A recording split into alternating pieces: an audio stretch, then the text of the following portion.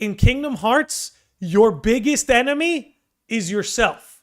Your biggest enemy is your inability to contend with darkness, right?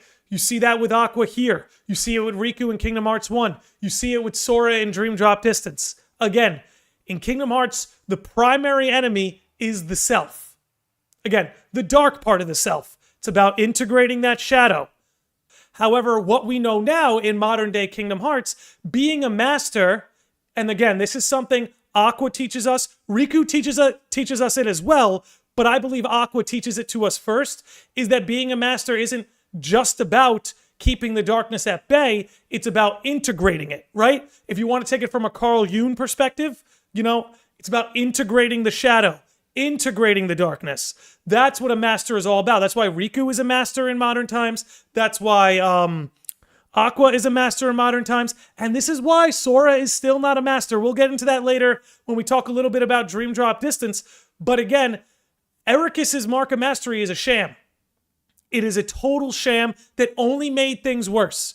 Because again, it relies on no darkness, only light. When truly, as we know, in modern times, it is much more about not just keeping the darkness at bay, but bringing it into the light, integrating it into yourself, into your power. Another thing it's really shown to us, and yes, exactly, Umbra, embracing the shadow. Best mod in the game. Anyway, we're going to see this a little in Birth by Sleep. We're going to see it a lot in Fragmentary when we get up to Fragmentary. But darkness preys on insecurity, because with insecurity comes negative emotions. So, throughout a lot of the series, a lot of those insecurities are based in darkness. Like, take Riku, for example. Riku in Kingdom Hearts 1. He's very jealous, right? He sees Sora with Goofy and Donald, and Maleficent starts to say, look, he's moved on, he made other friends, and sort of that negative energy, that insecurity of jealousy manifests the darkness within Riku, but in a way that he can't control it, right? However, what Aqua shows us is that insecurity can be based in light as well. Now, her insecurity is going to come from a place of hubris because she becomes a master, right? And the way she starts to act throughout the rest of Birth by Sleep is it's sort of like she knows better because she's the master, right? Because Terra isn't the master. She should do as Aqua says because Aqua's doing as Ericus says, which is something else we're going to see too, is there's sort of this, with Aqua, there's a blind trust in authority that needs to be broken. Now, Kingdom Hearts is still sort of exercising this. I think we're going to see it a lot with the foretellers primarily, but Aqua has this blind trust in authority, especially with Ericus. I want to play this scene right here. Obviously, it's a scene we've played before. I think I may have played this in the Ventus podcast last week, but this is exactly what I'm talking about when it comes to Aqua and her hubris, right? So Aqua's sort of following this blind light path, right? She's listening to everything her master says, Master Ericus, following the light. Everything she's doing, following the light. Listening to Ericus, who's sort of this extremist light, while Terra's listening to Xehanort, who's sort of this extremist dark. However, both those roads of extremism will lead you into the darkness. Whether you're following the light to its extreme or whether you're following the dark to its extreme, it both leads you basically into a dark place. So, let's play this scene and then we'll discuss it further. Trust me, that guy in the mask is history. I'll never badmouth Terra again. You saw the boy in the mask? Yes? Vanitas. Ven, you let Aqua take you home. No way! I want to go with you guys. You can't. We have a dangerous task ahead of us. I don't want you to get hurt. And what is this dangerous task, Terra? It doesn't sound like what the Master told you to do. I've got to say, that quick little 4-second voice line is the least likable Aqua has been in the entire series. Being a little teacher's pet doesn't sound like what the Master told you to do. And again, in her head, she's a master, right? She's part of the club. She's part of the club. Do as Ericus tells you, And what does it do? All it does is push Terra closer to Xehanort. All it does is push Terra closer to the darkness. All it does is break the three of these up even further, allowing darkness to creep in more and more, allowing the chaos to creep in more and more. Again, Her insecurity, in a sense, comes from a place of light. She's got this sense of hubris, right? And all it's doing is driving them all apart, pushing Aqua further towards an extreme, pushing Terra further towards an extreme, leaving Ventus to be like the little orphan who doesn't know, he seems to align with Terra a little bit more because he's closer with Terra, but we'll get into that a little more later. But let's let this scene keep going because look how it plays out. Again, she may be following this path of light, but she's not being good. You know what I mean? She's not being good. Let's keep it going. It might be a different route, but I'm fighting the darkness. I'm not so sure. I've been to the same worlds as you, and I've seen what you've done. You shouldn't put yourself so close to the darkness. Listen to yourself, Aqua. Terra would never. You mean you've been spying on me? Is that what he said to do? The Master's orders? And you see, this now pushes him further away from Ericus. You know what I mean? It's like playing right into Xehanort's plan. But anyway, I made a video on this, but I guess it's worth touching on here because I saw somebody, King on My Throne says she reminds me of Envy. Aqua and Envy do have a lot in common. Right, the video. So, in that video, I kind of showed out the parallels between both Aqua and Envy and why I think they'll be destined to clash. They may not, but there's something very similar going on with the two of them, right? Look at the way Aqua was spying on Terra. What was Envy doing in back cover? She was spying on the other foretellers, right? Which is what the Master told her to do, right? Master of Masters told her what her role was, to spy on all the others, keep track of them. Well, no, hold on. Let me take that back. The Master told her to be a mediator. It's when Ira took over, and Ira and her kind of concluded that she should spy on them and report those results back to Ira, right? So again, you have both the blind trust and authority. Go spy on your friends. You see how both Envy and Aqua seem to have that in common. And again, what Gummy Phone says right here, make sure everyone gets along. But as we see, whether both with Aqua and Envy, they're both trying to keep the peace, but in their blind trust to their authority and them spying on their friends, all they do is make it worse. Now let's keep it going. He was only... Aqua. I get it. Terra. Just stay put. I'm on my own now. All right?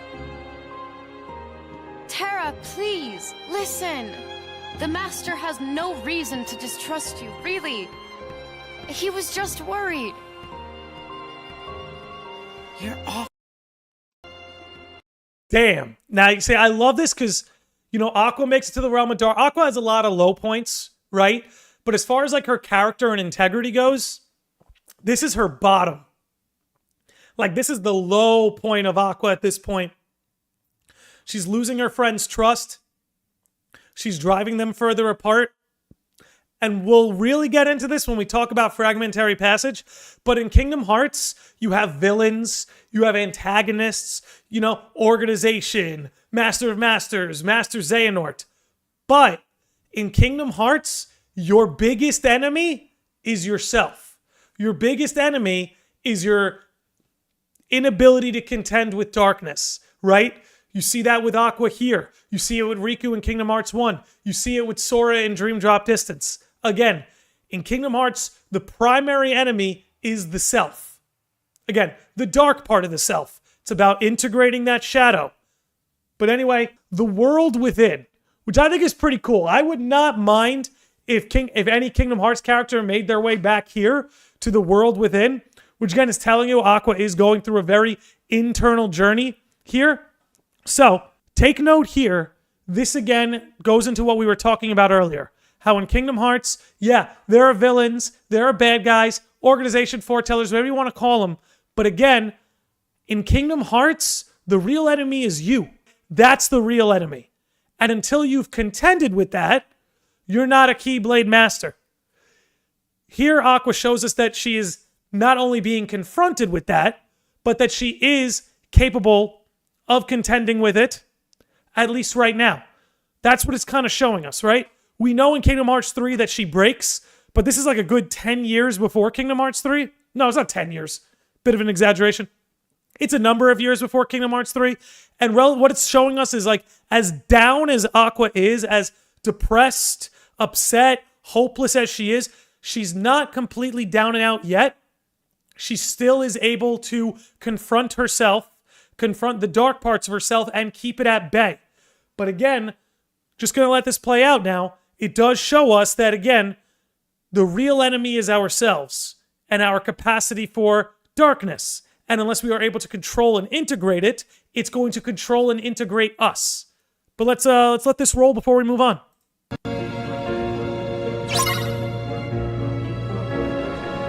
Is this what it means to face your demons?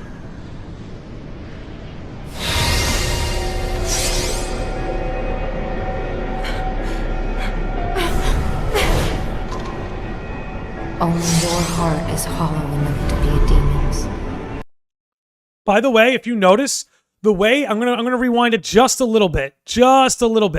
The way this reflection of Aqua speaks is like the exact way Anti-Aqua speaks in Kingdom Hearts 3. Like, which I think is just a really cool detail. We'll let it keep going.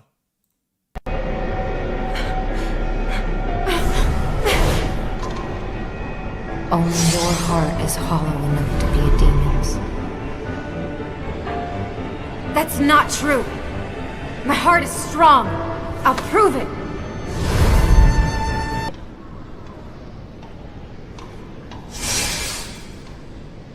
Terra, Ven, and now my own phantom.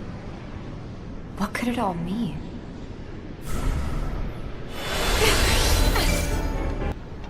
Terra and Ven didn't have anything to say. But my shadow, she wanted to destroy me. Exactly. What have we been talking about, all right? There's a lot of parallels between, working on the Union shadow, integrating the shadow, and that we all have this capacity within us, right? The Terra and the Ven might have just been a hollow projection, but the shadow of herself she saw, that reflection was very real. The way that reflection of Aqua felt is how a piece of her heart is feeling. That's why it was able to have a voice. I think there might be a little something after this. I'll let it keep rolling. Let's see.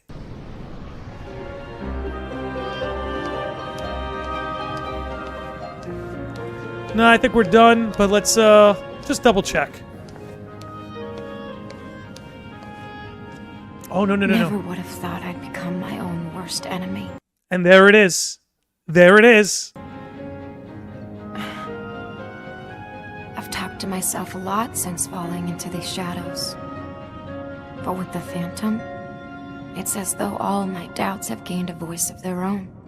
And to me, I really think that's how the darkness works, right? When you compare that to what happened with Baldur and how the darkness sort of, with all those doubts, loneliness, insecurities, kind of gained a voice over him.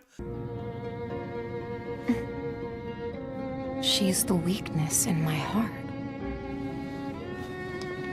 I know I'm alone here. Have the uncountable hours in the shadows whittled away the courage I never really had. I'm losing this fight. Okay, I want to pause really quickly because Kevin threw a good message in the chat. In Persona, which Persona is very heavily inspired and based on Carl Jung's work. So in Persona terms, Carl Jung's terms, her shadow hates her for ignoring her. It's a part of her heart she wants to keep away. The Phantom in this world finally can give Aqua a piece of her mind. Exactly, that sort of resentment. You see it in Naruto too. I know I always bring up Naruto with the waterfall of truth, is that part in your heart that expresses those doubts, those insecurities, that malevolence, that darkness, it is a part of you.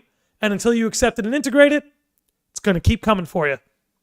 The darkness has found the cracks in my heart. Is this the last apparition before it takes me over?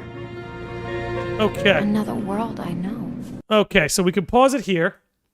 Kind of went through all that. That's probably my favorite part of Fragmentary Passage, because it really is all about that sort of integrating the shadow work, which is a big part of a lot of modern media. Again, not just Kingdom Hearts, not just Persona, not just Naruto, but Final Fantasy XVI, which just came out, was very heavily inspired by that. But let's keep this going. What do I got next? Okay, so this is the part where she meets up with King Mickey, and they're talking about, this is Kingdom Hearts 1 time, but this is the part where she meets up with King Mickey, and King Mickey's like, hey, we got to close the door to Kingdom Hearts from both sides. Sora's on one side, I'm on the other, and Aqua, already being able to be the self-sacrificing hero she was at the end of Birth by Sleep, is saying right here, like, hey, let me be the one to close the door. I'm already here. But the reason why I'm going to bring this part up in particular is, again, to show you the episode's titled Why Aqua Matters, so we're going to talk about that in all its forms. The Guardians simply just do not win without Aqua. They simply do not win without Aqua. We're about to see her save Riku, who is a pivotal part of not only the Guardians succeeding, but, you know, Sora becoming a master, Riku becoming a master. She may not have been the one to bequeath Riku, but she is the one who saved him. Even when Aqua is locked away in the realm of darkness and the shadows, she's here as early as Kingdom Hearts 1, making moves to combat Xehanort, to help the Guardians win and survive, to keep the light safe. By the way, just want to say, going back into like being a Keyblade Master means you have to be able to contend with the light and dark. Let's not forget that King Mickey, who is also a Keyblade Master, is able to traverse the realm of darkness without any temptation. Oh, he doesn't lose himself, he just loses his shirt. But again, kind of further showing that this is something that a Keyblade Master can handle. That's why we're here.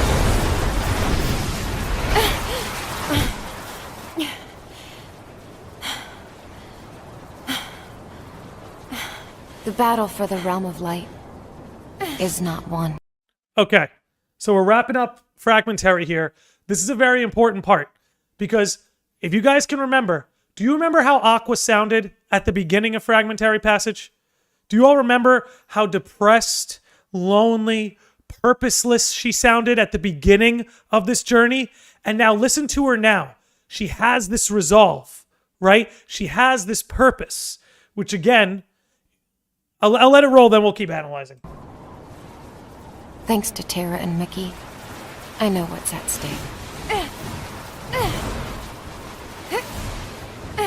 I'm not afraid. I will face the long darkness. The next time someone wanders into the realm of darkness, I'll be here. A light to cut through all the shadows. I will be their wayfinder. And one day, I'll return to Terra and Ven. I am Master Aqua, and that's a promise.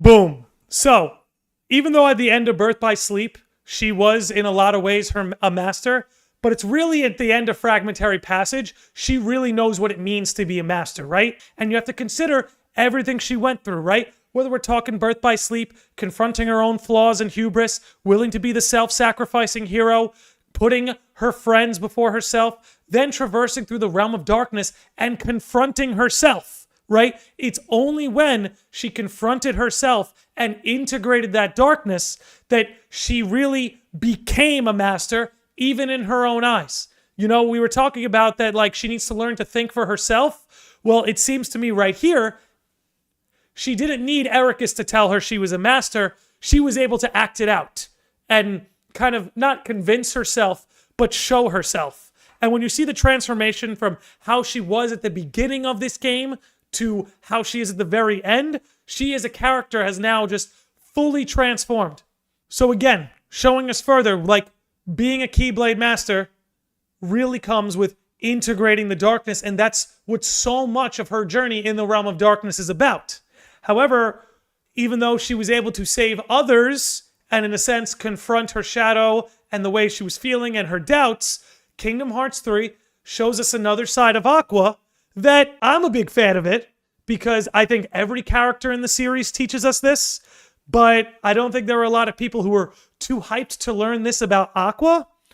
But what Kingdom Hearts 3 shows us is you can save others and you can save yourself, but sometimes you need somebody else to save you, right? You can stand on your own 2 feet. You can be that self-sacrificing hero, But life doesn't always work out that way. We all need somebody else to rely on, right? That's what Kingdom Hearts is about. Friendship, connections. We all need somebody else to pull us out of the darkness. Even someone like Aqua, who's in the realm of darkness for 10 years, fought it off, had a resolve, Keyblade Master, saved Riku. You could pile it all up like Homegirl's a fucking badass.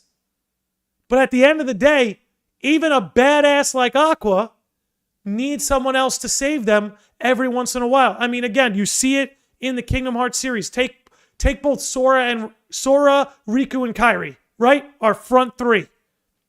Sora needs saving all the time. He needed saving in Kingdom Hearts 1. He needed saving in Kingdom Hearts 2. He needed saving in Kingdom Hearts 3. Riku needed saving in Kingdom Hearts 1. Needed saving in Kingdom Hearts 2. Needed saving in Kingdom Hearts 3. Kairi needed saving in Kingdom Hearts 1. Needed saving in Kingdom Hearts 2. Needed saving in Kingdom Hearts 3. We all need other people to rely on. And even someone like Aqua, who can battle in the realm of darkness all alone, stand on her 2 feet, save herself, save others, even she is not immune to this fact. And that is a lot of what her journey in Kingdom Hearts 3 is about. That's what it's there to show us. Mickey, you're too late. Okay. We all know how powerful Aqua is. We all know she's a Keyblade Master. We all know she's got a good heart. But this really was about showing us that even she is going to need saving. And again, I just think what she also shows us is that the mark of mastery is not based in light. The mark of mastery truly is about integrating your shadow, integrating your darkness. Riku is a great example of that in Dream Drop Distance. Aqua is a great example of that in Fragmentary Passage. It's all about integrating that darkness, integrating the shadow. That's what makes you a master. A big primary thing that she showed us was that we are our own worst enemy. This is like the third time I'm saying it this podcast. Kingdom Hearts has their bad guys. You have your Xehanort, you have your Masters, you have your organization, you have your foretellers. They might be the villains, but the real evil is the darkness within everybody's own heart and how everybody has to contend with it. You just watched a clip from my podcast, The Landy Lodge. You are interested in more content involving video games and RPGs, then go ahead and subscribe to this channel and be sure to follow us on other platforms like Twitch, Spotify, and Twitter. If you want to become a Sage of the Lodge, feel free to become a YouTube channel member or follow the link in the description. Stay beautiful, sickos and normies, and we'll catch you on the next one. May your heart be your guiding key.